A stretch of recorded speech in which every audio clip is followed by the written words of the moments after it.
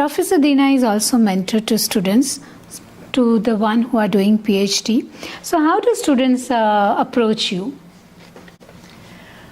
Well, students, of course, come to me, but in the case of Indian students, I was actually serving on the executive board of the Erasmus Mundus project that was initiated by Professor Prasad, who is a professor from Denmark. And I was participating in his project and supported him, so I became a part of the executive committee. And then as a natural consequence, I had the opportunity to choose which students I want to come from India. And I had two students who made their doctoral thesis with me, or the PhD with me. How was your experience being with them?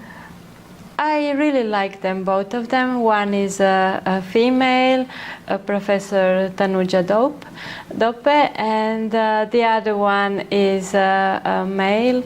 And so it was a really very nice experience. Yes, very nice experience. They are really, both of them are very diligent.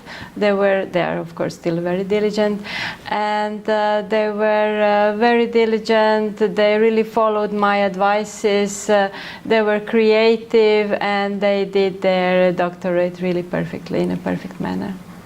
Will you share with us what it means for students to be part of EU? Yeah, I think the Croatia is, of course, now since 2013, so it's almost 10 years. It's a part of the European Union. We have all kinds of exchanges. For example, we have a possibility to go for Erasmus exchange and for other types of interaction. As a Croatian, one day they can get the Croatian citizenship, and then with the Croatian citizenship you have the freedom to move throughout the EU, because it's the same space.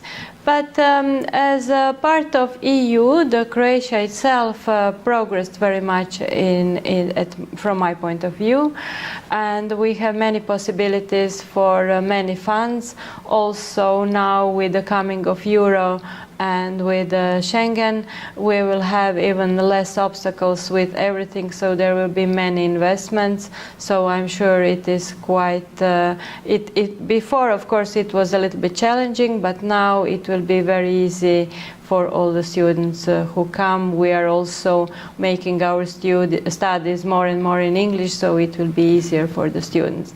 However, I have to say that my doctoral students, Tanuja and Ashok, they had the possibility to do it in English, because our graduate study is in English. Okay, and what are the career options for students who come here for further studies? Career option, what is a career option? For their future professional career. Career, oh sorry, okay.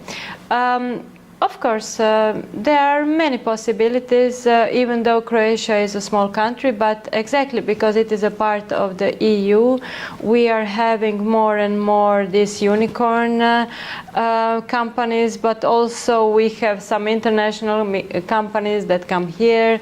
So we have many possibilities for the employment. We are relatively strong in the ICT industry, so that's fine. Also, we have very good experiences in this high voltage. So I think there is no problem for the employment. That's wonderful. Before we come to the end of this session, would you like to share with us anything more about education in Croatia?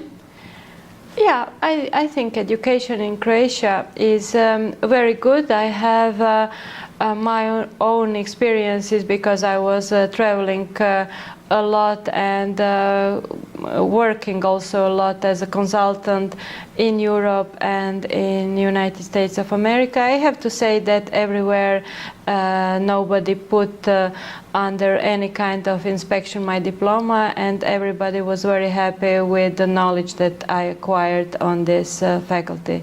So I think that this is really not a problem, because we have this structure of the faculty that requires a lot of knowledge of mathematics and physics, but I'm sure this is really not the problem for the Indian students.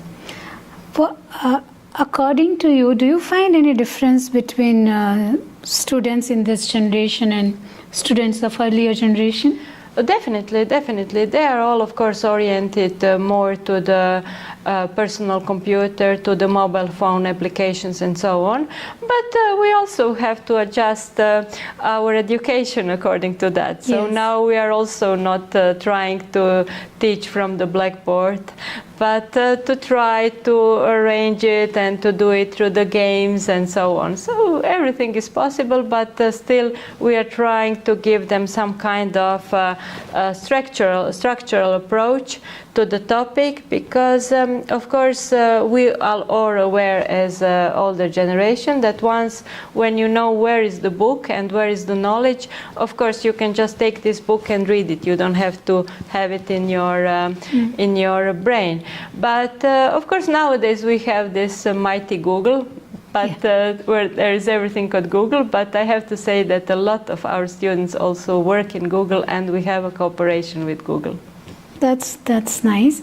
Thank you for sharing with us your Jane. expertise and knowledge.